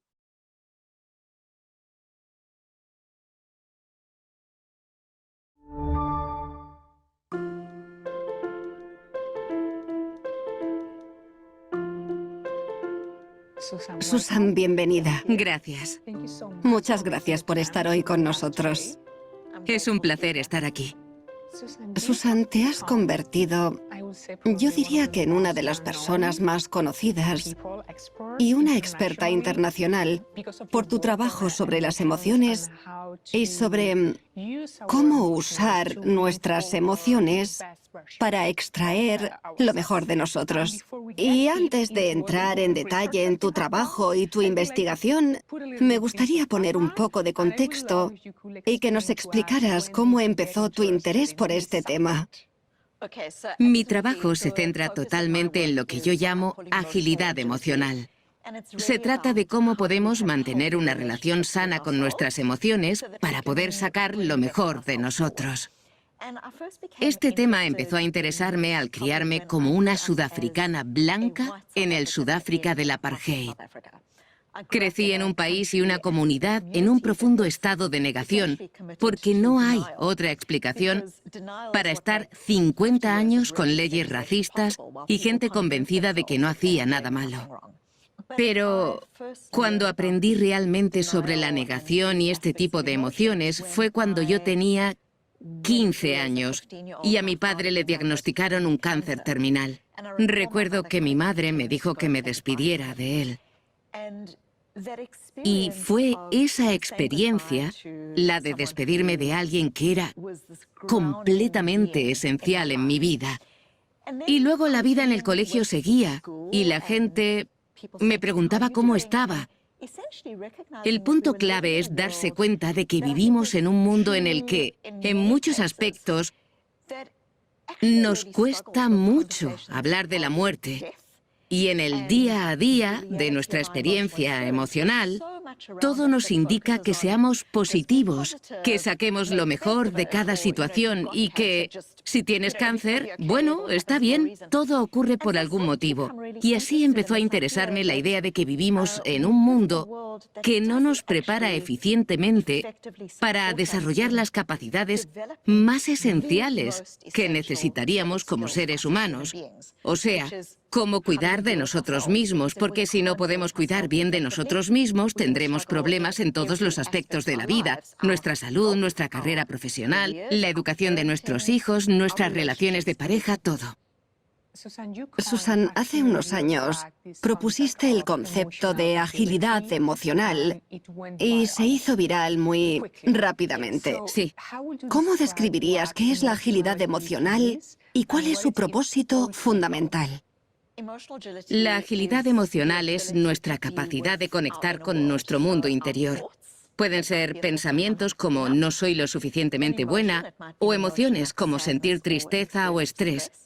O incluso pueden ser recuerdos, cosas que nos cuentan en la infancia. Algunos de esos recuerdos se nos quedan grabados a los 5 años en nuestra pizarra mental, sobre quiénes somos, si somos suficientemente buenos, si se nos dan bien las ciencias, las matemáticas o el arte. Y a menudo nos quedamos bloqueados por esos recuerdos, hasta el punto de que pueden convertirse en factores que nos lleven a sufrir depresión, ansiedad o simplemente a quedarnos estancados. La agilidad emocional es la capacidad de convivir con nuestros pensamientos, emociones y recuerdos de forma saludable. de manera que esto nos ayude a vivir siendo coherentes con nuestros valores. El propósito de la agilidad emocional no es quiero ser feliz. Podemos hablar de eso más adelante. Tiene que ver con cuando vemos que una persona florece y está conectada consigo misma y con el mundo que la rodea de un modo saludable. Y nos preguntamos, ¿cuáles son las habilidades psicológicas que tienen esas personas? Y la agilidad emocional aglutina algo que encontramos en diferentes culturas, tanto en estudios psicológicos como en todo el mundo, como algo que nos ayuda muchísimo en la vida. Tiene que ver con conectar con nosotros mismos para poder avanzar en nuestra vida hacia la persona que queremos ser. Háblame un poco más sobre eso, porque justamente te iba a preguntar cómo es ser ágil emocionalmente. ¿Qué tienen en común las personas que tienen la habilidad de ser emocionalmente ágiles? Claro, diría que una buena manera de entender la agilidad emocional es pensar en lo contrario, la rigidez emocional. La rigidez emocional es cuando nos quedamos atascados en nuestros pensamientos, emociones y recuerdos y no podemos avanzar con nuestros valores. Por ejemplo, podemos darle importancia a estar presentes y conectados con nuestros hijos, pero al volver del trabajo estamos estresados y pegados al teléfono. Pasamos ese tiempo sagrado con ellos, pero nuestro estrés es el que manda, y no nuestros valores, que son la otra cara de lo que somos como seres humanos. O puede ser que estemos en una reunión y nos sintamos desautorizados o menospreciados por alguien y como reacción desconectemos, nos volvamos sarcásticos o hagamos algo que no nos beneficie a nosotros ni a nuestra carrera, que vaya en contra de lo que queremos ser. A menudo lo que sucede es que entramos en dinámicas personales en las que seguimos ciertos patrones, casi en piloto automático. Son reacciones que no nos ayudan. Otro ejemplo sería cuando una conversación con tu pareja se convierte siempre en una discusión.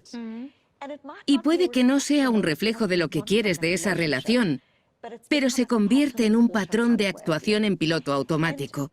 La rigidez emocional es cuando nuestros pensamientos, emociones y recuerdos nos dirigen y nos conducen a actuar de una manera que no se corresponde con nuestra sabiduría interior.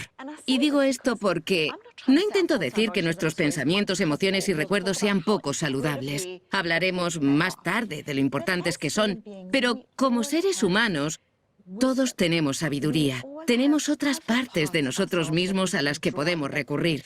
Esa sensación que tenemos cuando nos sentimos centrados, cuando respiramos hondo, cuando estamos conectados, cuando vemos las cosas con perspectiva. Y lo que intentamos encontrar en diferentes culturas es, dadas unas circunstancias similares entre individuos, ¿qué indicadores son los que ayudan a la gente a lidiar con sus circunstancias de manera saludable y útil? ¿Y qué indicadores hay para que la gente se quede atascada y tienda a caer en un pozo sin fondo? La agilidad emocional fundamentalmente es... Bueno, yo en el libro describo 4 prácticas muy específicas que son centrales a la agilidad emocional y que son fundamentales en todo el mundo a la hora de interiorizar ese nivel de bienestar que es esencial para nosotros. Vamos a hablar de esos 4 pasos.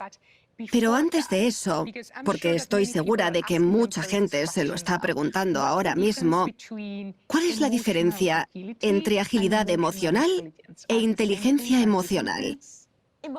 La inteligencia emocional... Hay varios modelos de inteligencia emocional, pero la inteligencia emocional se pensó originalmente por los creadores del concepto, Jack Mayer y Peter Salovey, como un tipo de inteligencia. Así como se pueden solucionar problemas matemáticamente o espacialmente, también podemos solucionar problemas por medio de las emociones. Nunca se pensó en la inteligencia emocional como concepto moral. La idea es que alguien puede ser increíblemente inteligente emocionalmente, entendiendo muy bien sus propias emociones y las del resto de la gente, y puede usar esa capacidad para hacer el bien, o puede hacerlo para liderar una secta, para ser un manipulador o un dictador. Entonces, la idea detrás de la inteligencia emocional era que es el tipo de inteligencia que se puede aplicar a las emociones. No se planteó como un concepto que tuviera nada que ver con valores ni con quién queremos ser en el mundo. Esa es una diferencia primordial. La inteligencia emocional, por definición, no trata de valores, mientras la agilidad emocional dice, por definición, si pensamos qué queremos ser en el mundo, cuál es nuestro nivel de intención, ¿cómo podemos acercarnos a esos valores? Así que los valores están completamente integrados en el concepto de agilidad emocional. Otra diferencia primordial está en que, con la popularización de la inteligencia emocional, mucha gente cree que la inteligencia emocional consiste en controlar sus emociones. La idea de que sufrimos una especie de secuestro emocional que nos lleva por un camino negativo y queremos ser capaces de controlar nuestras emociones. Lo que mi trabajo y mis investigaciones muestran es que controlar las emociones suele ser contraproducente. Cuando alguien empieza a decirse, no soy feliz en mi trabajo, pero al menos tengo un trabajo, así que no debería sentirme así. Lo que empieza a suceder es lo que los psicólogos llaman amplificación. El ejemplo que suelo usar para explicar la amplificación es el de un delicioso trozo de pastel de chocolate en la nevera. Cuanto más intentas no pensar en él, más se te mete en la cabeza, más piensas en él. Cuando intentas...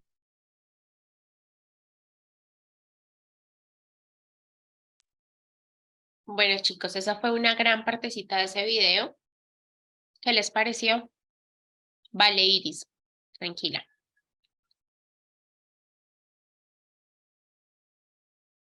¿Qué opinan de ese video? La información que nos dan ahí. Qué bien, Viviana. ¿Con qué nos podemos quedar de ese video? Vale, Neila. Bueno, con la parte de ese video. Vale, Leila. Lida, qué bien.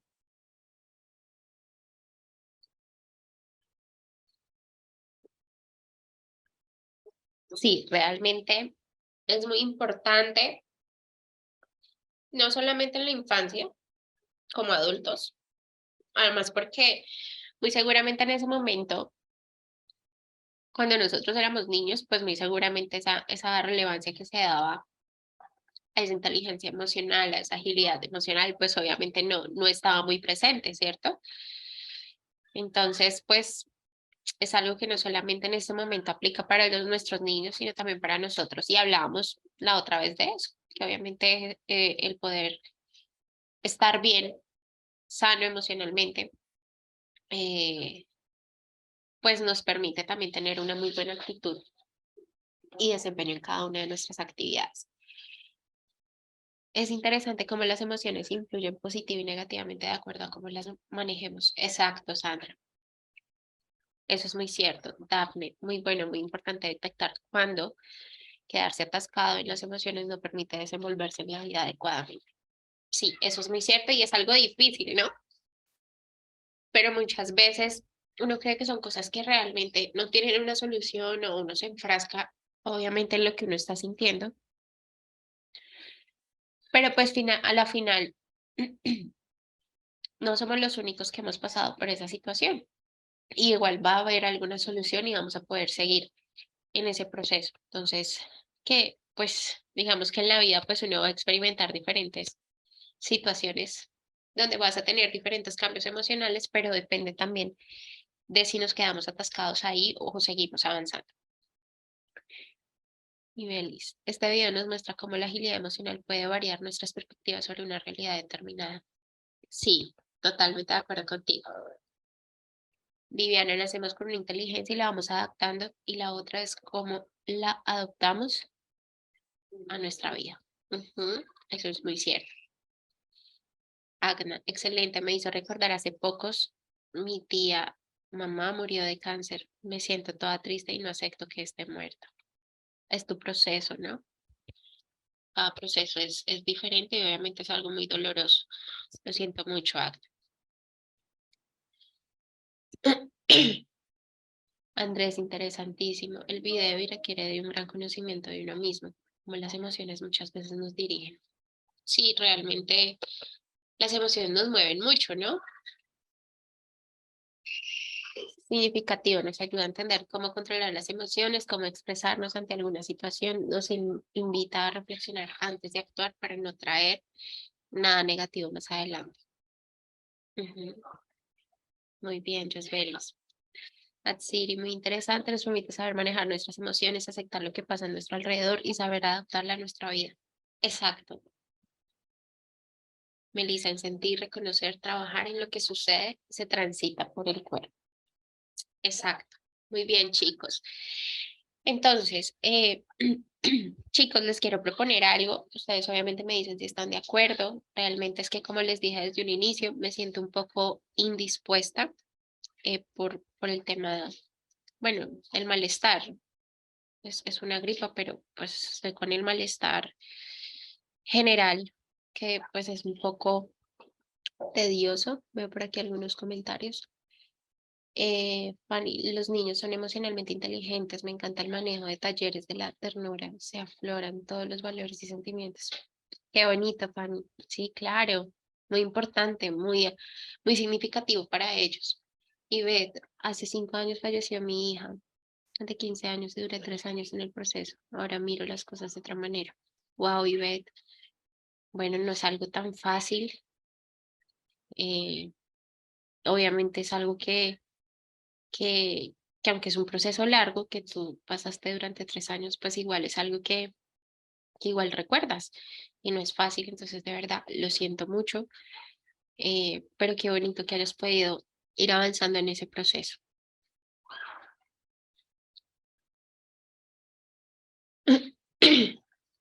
Entonces, pues, como les venía diciendo, eh, realmente me siento un poco, pues, indispuesta en cuanto al tema de voz, de congestión, que pues ustedes se dieron cuenta que me ha tocado parar varias vecesitas.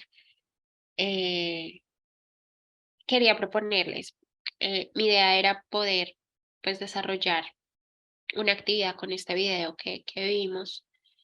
Es una actividad muy sencilla, es como para que ustedes la puedan desarrollar en este espacio que nos queda. Básicamente es que podamos, pues, terminar de ver ese video, ya cada uno pues lo pueda terminar de ver y poder hacer una comparación entre qué es eso de agilidad emocional e inteligencia emocional y qué beneficios nos trae cada una, ¿sí? Poder sacar como de forma muy concreta, muy relevante, esa información que nos dan en el video, que lo explican muy bien, ¿sí? Para que podamos entender mucho mejor esa diferencia entre agilidad emocional y inteligencia emocional. No sé ustedes qué opinan. La idea es que pues hoy ustedes lo puedan desarrollar y pues mañana poderlo socializar. Sé que es más temprano de lo que usualmente termino la clase, pero realmente es que me siento un poco indispuesta. Entonces, pues de verdad les pido una disculpa. Igual si quieren podemos como suplir ese tiempito el sábado que solamente tenemos 2 horitas, pues suplimos como ese horita más que nos haría falta el día de hoy. ¿Les parece?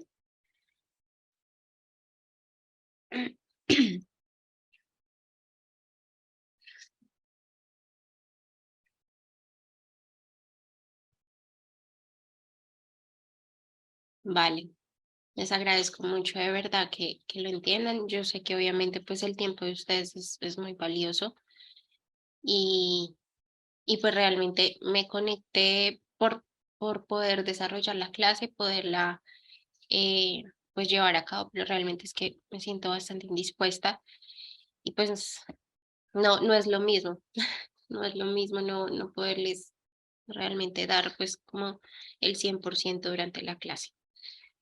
Entonces, pues lo que les digo, la idea es que podamos desarrollar esta pequeña actividad y pues mañana iniciamos socializándolo y pues continuamos ya con la temática como tal. Yo de verdad espero ya con todo lo que me he tomado hoy, ya mañana estar mucho mejor para dar continuidad en todo este proceso.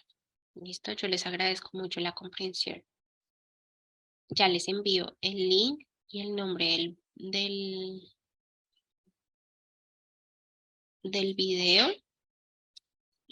Y la pregunta básicamente es que ustedes puedan establecer esa comparativa entre agilidad emocional e inteligencia emocional y que puedan tener muy presente la información que ella nos da en cuanto a esos beneficios, cómo eso aporta a nuestra vida, ¿sí? O sea, que ustedes digan, bueno, la inteligencia emocional realmente aporta en esto, y la agilidad emocional le aporta en esto. Así que podamos marcar como esa diferencia que nos permita entender la diferencia entre esos dos conceptos. ¿Listo?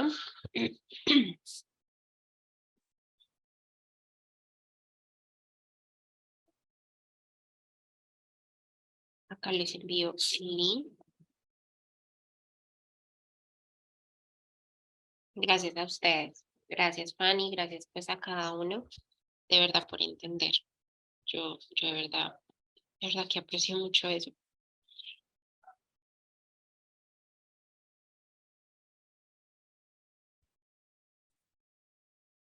Ese es el nombre y el video.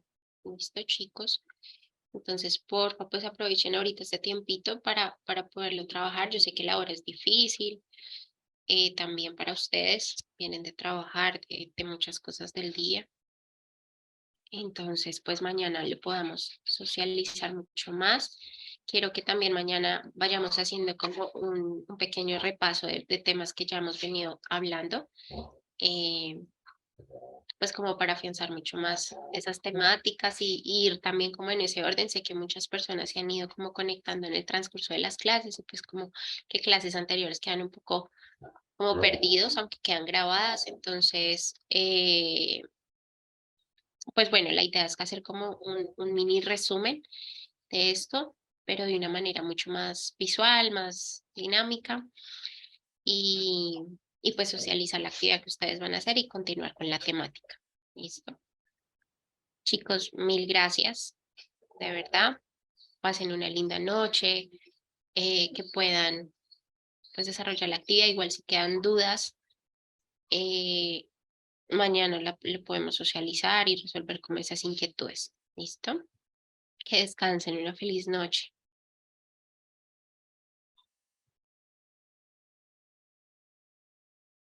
Muchas gracias, Viviana.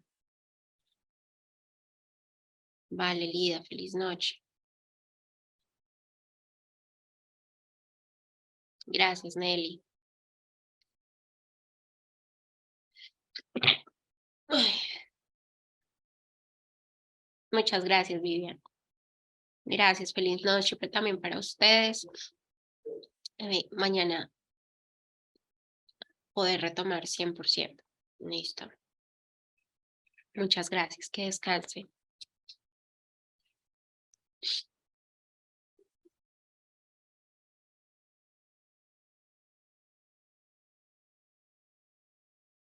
Vale, Leila, muchas gracias. Sí, yo haré, créeme que he hecho 1000 cosas. He tomado agua panela con jengibre, aromáticas, me tomé incluso un Advil para la gripa. Bueno, he tomado un montón de cosas, pero pues espero ya ahorita tomarme algo calientito y poder seguirme recuperando. Muchas gracias. Muchas gracias, Yusbelis. Muchas gracias a todos por ese bonito deseo. Que descansen. Feliz noche.